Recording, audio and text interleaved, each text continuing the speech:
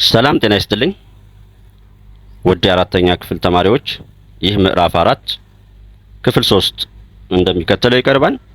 ዋና ዋና በተለይ ወርድ ፕሮብሌሞቹ ላይ ትኩረት እናደርጋለን።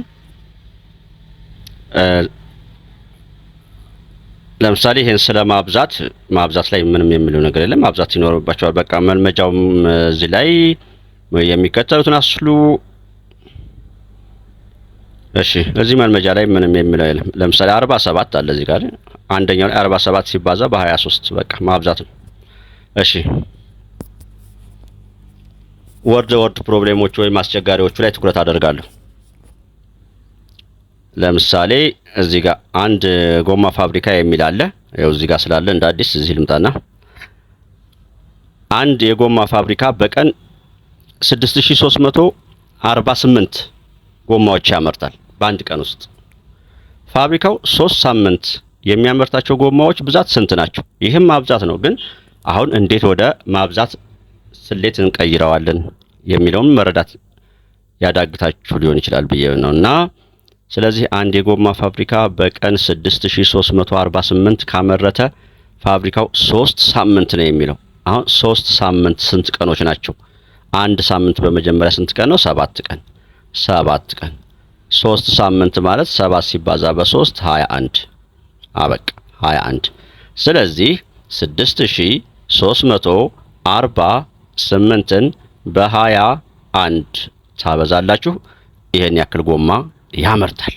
ጨረስን። 17ኛ ላይ 275 የሚሆኑ የአንድ ኮሌጅ ሰራተኛ ለህዳሴው ግድብ ግንባታ ስራ ማጠናከሪያ እያንዳንዳቸው 1250 ብር ቢከፍሉ የኮሌጅ ሰራተኞች የሚከፍሉት ጠቅላላ ብር ስንት ነው?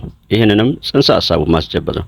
275 ናቸው። 275 እንደዚህ ነው። 275 ናቸው። 1250 ብር አንዱ ሰው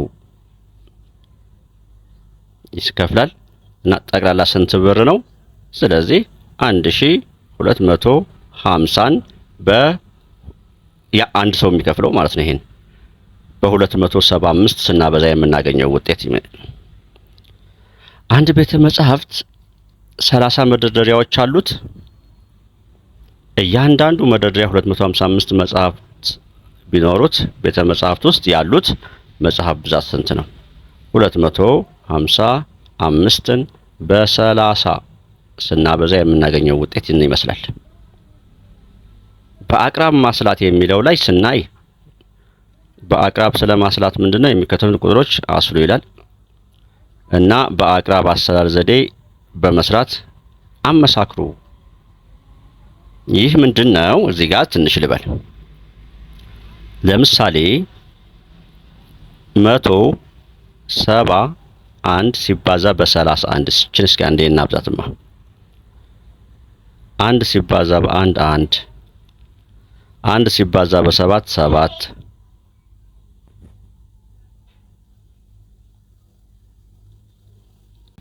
5301 ሆነ። 5301 በአቅራብ ደግሞ ምንድነው ወደ ተባልነው አቅራብ መስራት ነው። ኤኒዌይስ አሁን 171 ከምንል 170 ቢሆን ነው። 31 ስንል ለ30 ስለሚቀርብ 30 ብንል እስኪ ይሄን እናብዛ።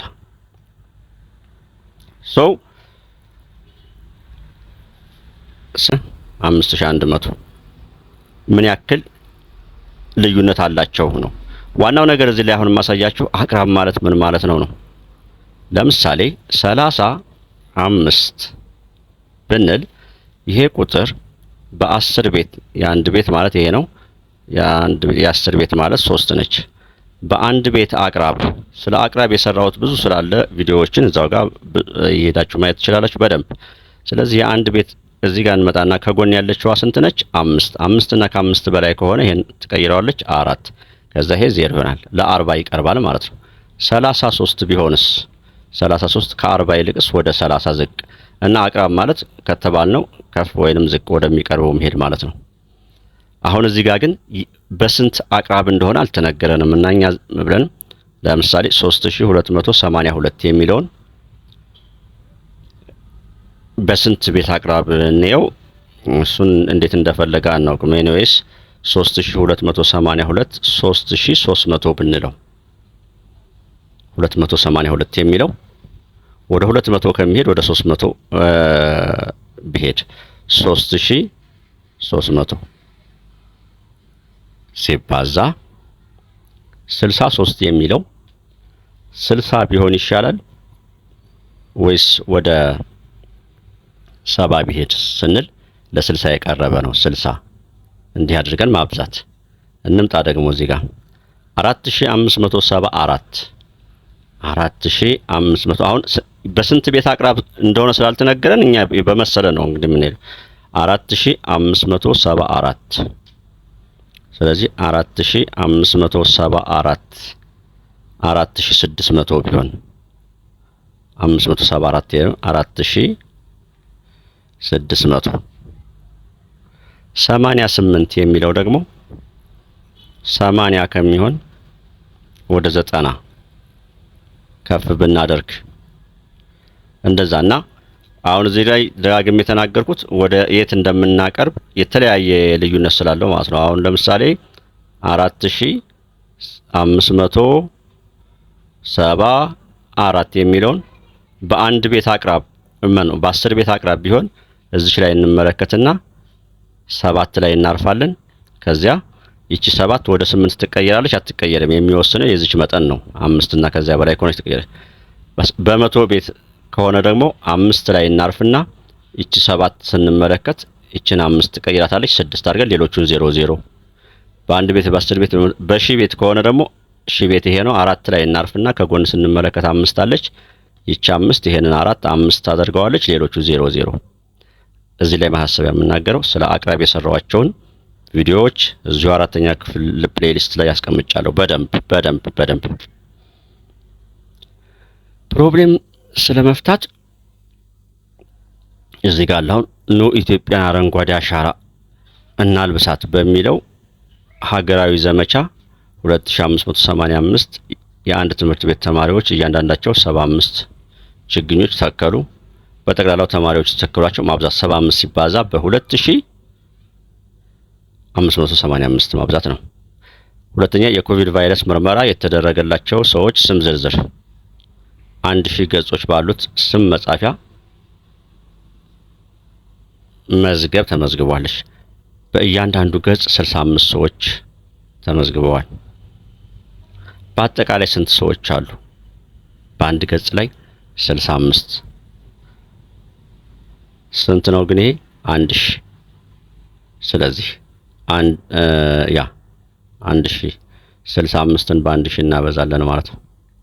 1000 ሲባዛ በ65 የምናገኘው ውጤት ይሆናል።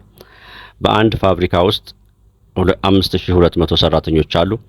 እያንዳንዱ ሰራተኛ በወር ከሚያገኘው ደሞዝ 1050 ብር ለመንግስት የታክስ ግብር ይከፍላል። በአንድ ወር ውስጥ ከፋብሪካው ሰራተኛው የሚሰበሰብ ጠቅላላ ታክስ ግብር ስንት ነው? ይሄም እንደዛው 1005 አለ። ስንት አሉ አጠቃላይ? ከአንድ ሰው 1050 ብር። ስለዚህ 5200 ሰራተኛ ካለ 5200 ሲባዛ በ1050 ስናበዛ የምናገኘው ውጤት እዚህ ጋር የ10 ሺህ የ100 ሺህ ብዜቶች በባለ 1 ሆሄ በ10 በ100 እና በሺህ ማካፈል ይላል። በመጀመሪያ ብዜት ማለት እየጨመረ ራሱን እየጨመረ ለምሳሌ የ3 ብዜት ማለት 3 6 9 እያለ ይቀጥላል። ራሱ የ5 ብዜት 5 10 15 20 እያለ ይቀጥላል እና 6 ልጆች 300 ብር እኩል ቢካፈሉ እያንዳንዳቸው ስንት ብር ይደርሳቸዋል? 6 ልጆች ናቸው። 6 ልጆች 300 ብር እኩል ቢካፈሉ እያንዳንዳቸው ስንት ብር ይደርሳቸዋል? ይሄን እንግዲህ ማካፈል ይሆናል። ስንት ናቸው አጠቃላይ? 300 ያው አሁን ለ6 ነው። ከዚህ ላይ 30 ከ30 ላይ እንቁረጥና 30 ሲካፈል በ6 5 ጊዜ 5 ጊዜ 6 30 ሲቀናነስ 0 ሁለት ዜሮዎች አሉ እዚህ እነሱን ብናወርድ እዚህ ጋር እንጨምራለን 500 ይደርሳቸዋል። የክልሉ ትምህርት ቢሮ 200 የእግር ኳሶችን ገዝቶ ለ5 የአንደኛ ደረጃ ትምህርት ቤት ቢያከፋፍል እያንዳንዱ ትምህርት ቤት ስንት ይደርሰዋል? ተመሳሳይ ያው ስንት ናቸው? 2000 ሲካፈል በ5 አሁንም ከዚህ ላይ እንቆርጥና 20 ሲካፈል በ5 4 ጊዜ 5 20 ሲቀነስ 0 እሺ እዚህ ሁለት ዜሮዎች አሉ ሁለት ዜሮዎች እንጨምራለን 400 እዚህ ጋር እናንተ ራሳችሁ ስላላችሁ የተለየ ሀና ለ ማካፈል ነው። እሺ ሐመር ውሃ ላይ አላችሁ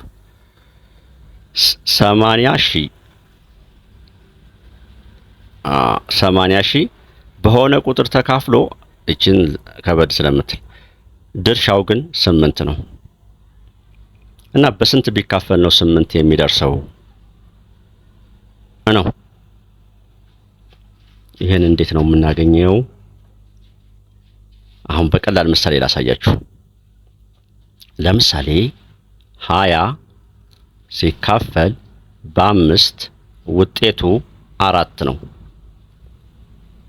አሁን እንደዚህ ልበላችሁ እንግዲህ 20 በሆነ ቁጥር ሲካፈል ቁጥሩ ዳሽ እንበለውና ውጤቱ 4 ነው። ስለዚህ ይችን 5 እንዴት እናምጣት ነው? ይቺ 5 እንዴት ትመጣለች? እና መልሱን እንደዚህ ይሆናል። ይችን 20 በዚህ በድርሻ እናካፍላት። 20 ሲካፈል በ4 5 አያችኋት? ይቺ 5 መጣች እና አሁን 80 ሺን በ8 እናካፍላት። ስንት ይደርሳል?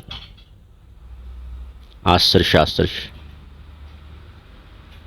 ቼክ እናድርግ እስኪ። አሁን ከዛ መልሳችን እዚህ 10,000 ይሆናል። እስኪ ቼክ እናድርግ።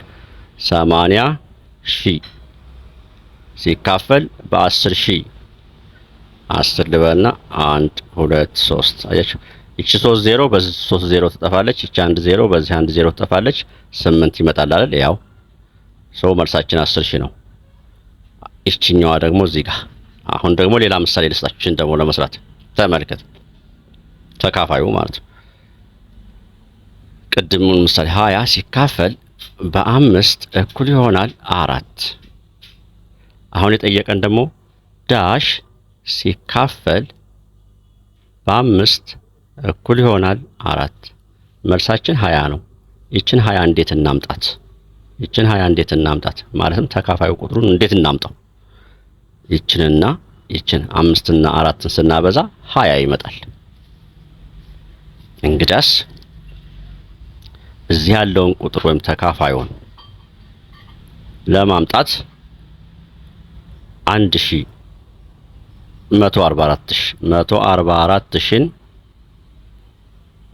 144,000 በ5 እናብዛው ማለት ነው።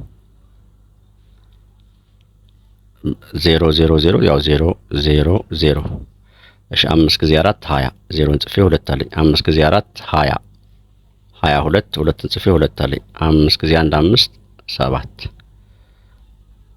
720,000 ነው ማለት ነው እዚህ ጋር ያለን ቁጥር።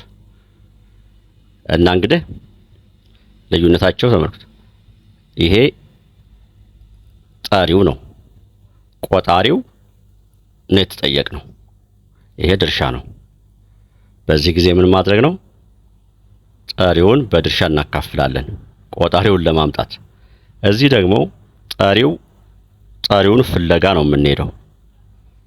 ቆጣሪው ወይም አካፋዩ ተሰጥቶናል፣ ድርሻው ተሰጥቶናል። በዚህ ጊዜ ደግሞ ማብዛት ይሆናል። እንደዚህ ላስቀምጣት። ሀ ሲካፈል በለ እኩል ይሆናል መ ቢሆን ማለት ነው። ሐመር ውሃ ላይ የተጠየቅነው ምንድነው? ለን ፍለጋ ነው። ለን ፍለጋ ሲሆን ወይም ቆጣሪ ማለት ነው። ምን አደረግን? ሃን በመ ማካፈል። መላይ ደግሞ የተጠየቅነው ማንን ነው ባዶ ያደረጉት? ይሄን አልሰጡንም፣ አልተሰጠ። ማንና ማን ተሰጠ? ይሄና ይሄ ተሰጠ። በዚህ ጊዜ ደግሞ ማብዛት ይሆናል። ያን ነው ፕሮብሌም መፍታት። በባህር ዳር የተደራጁ 8 ወጣቶች በጋራ ያመረቱት ካሮት አለ። 480 ሺህ ብር ሸጡት። ወጣቶቹ ገንዘብ እኩል ቢከፋፈሉ እያንዳንዱ ወጣት ድርሻው ስንት ብር ይሆናል? በ8 ማካፈል ነው። ማንን? 480 ሺህ 480 ሺህ ለ8 ከዚህ ከ48 ላይ 48 ለ8 ስንት ጊዜ ይደርሳል? 6 ጊዜ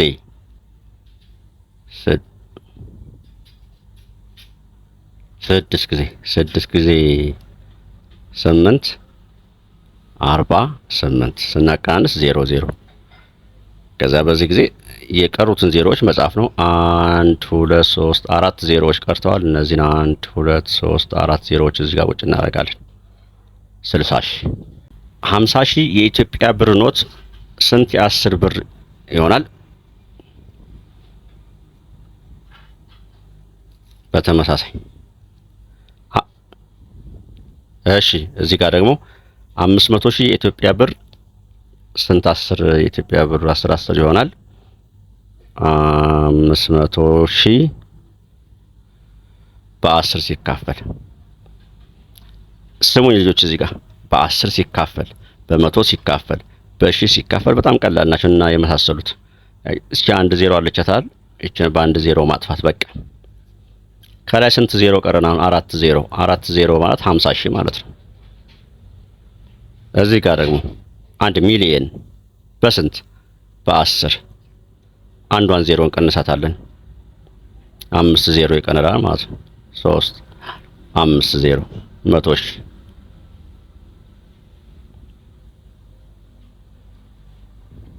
ያውና እዚህ ጋር ይሄን ማጠናከሪያ አሁን እዚህ ላሳያችሁ።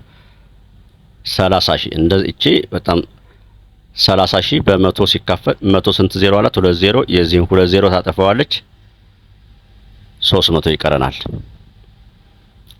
መላይ አንድ ፕሪንሲፕል ዜሮ ሲካፈል በማንኛውም ቁጥር አሁን እዚህ በአንድ ሺህ ነው የሚለን። ዜሮ ሲካፈል በማንኛውም ቁጥር ሁሌ ዜሮ ነው። በቃ በማንኛውም ስል ግን ማሳሰቢያ ዜሮ ሲካፈል በዜሮ አይባልም። እዚህ ጋር ስንመጣ 2 ዜሮ አለ። ሁለቱን ዜሮ ታነሱና የቀሩትን እዚህ ላይ ስንመጣ 3 ዜሮ አለ። 3ቱን ዜሮ ስናነሳ 10 ትቀራለች። እዚህ ጋር 3 ዜሮ አለ። 3 ዜሮ ሲነሳ 40 ይቀራል። እዚህ ጋር 3 ዜሮ አለ። 3 ዜሮ ሲነሳ 500 ይቀረናል። ይመስላሉ ውድ ተማሪዎች፣ ይህ ከማሜ ማትስ ዩቲዩብ የሚቀርብላችሁ የሂሳብ ትምህርት ነው። ለዛሬ እዚህ ላይ ጨርሳለሁ። ሰብስክራይብ ያድርጉ።